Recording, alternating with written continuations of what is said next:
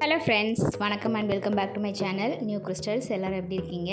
இன்றைக்கி நம்ம சேனலில் என்ன வீடியோன்னு பார்க்குறதுக்கு முன்னாடி நீங்கள் என்னோடய சேனலில் ஃபஸ்ட் டைம் பார்க்குறீங்கன்னா மறக்காமல் ப்ளீஸ் நியூ கிறிஸ்டல் சேனலுக்கு சப்ஸ்கிரைப் பண்ணி கூடவே பக்கத்தில் இருக்கிற பெல் ஐக்கானை ப்ரெஸ் பண்ணி சேவ் பண்ணிக்கோங்க.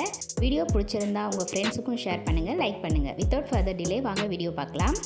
ஜென்ரலாக மார்னிங் எழுந்திருக்கும் போதே அன்றைய வேலையை எப்படி பண்ணணும் அப்படிங்கிறத பிளான் பண்ணிக்கிட்டு செய்ய ஆரம்பித்தாலே மேக்ஸிமம் ஒர்க் ஈஸியாக முடிகிற மாதிரி இருக்கும். நான் எப்போதுமே அப்படி தான் பண்ணுவேன்.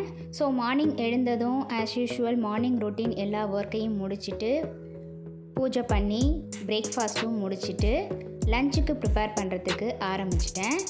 இன்றைக்கி லஞ்ச் கொஞ்சம் ஸ்பெஷலாக அரைச்சி விட்ட மீன் குழம்பு ரெடி பண்ணேன். இதுக்கு ஒரு கடாயில் கொஞ்சமாக எண்ணெய் சேர்த்து 1 டீஸ்பூன் அளவுக்கு ஜீரகம், மிளகு, ஒரு கைப்பிடி அளவுக்கு பூண்டு, 1 கப் அளவுக்கு சின்ன வெங்காயம் உரித்து எல்லாத்தையும் சேர்த்து பச்சை வாசனை போகிற வரைக்கும் வதக்கி, அதே 1 கப் அளவுக்கு தேங்காயும் சேர்த்து நல்லா வதக்கி பிளேட்டில் ட்ரான்ஸ்ஃபர் பண்ணி ஆற வச்சுக்கிட்டேன்.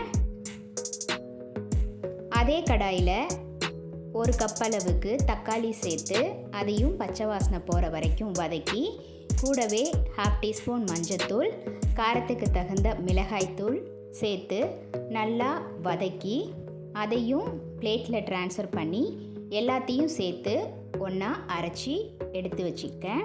அடுத்து குழம்பு தாளிக்கிறதுக்காக கடாயில் 2 டீஸ்பூன் அளவுக்கு நல்லெண்ணெய் சேர்த்துருக்கேன்.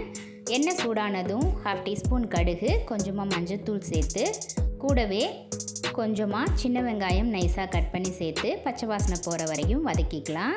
வெங்காயம் நல்லா வதங்கினதும் கருவேப்பிலை சேர்த்துட்டு ஒரு எலுமிச்சை அளவு புளி எடுத்து கரைச்சி புளி கரைசலை சேர்த்துக்கலாம்.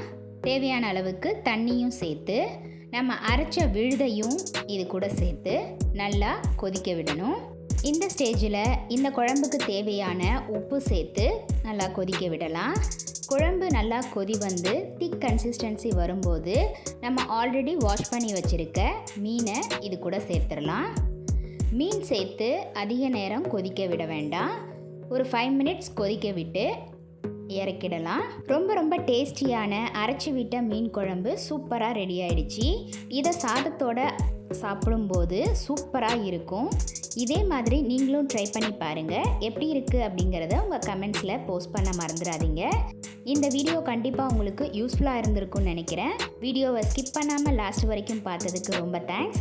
இந்த வீடியோ பிடிச்சிருந்தா ப்ளீஸ் லைக் பண்ணுங்கள், ஷேர் பண்ணுங்கள் அண்ட் மறக்காமல் நியூ கிறிஸ்டல் சேனலுக்கு சப்ஸ்கிரைப் பண்ணி எனக்கு சப்போர்ட் பண்ணுங்கள். நெக்ஸ்ட்டு ஒரு இன்ட்ரெஸ்டிங் அண்ட் யூஸ்ஃபுல்லான வீடியோட உங்களை மீட் பண்ணுறேன். Till then, bye from New Crystals. Be safe, be healthy. Thanks for வாட்சிங்.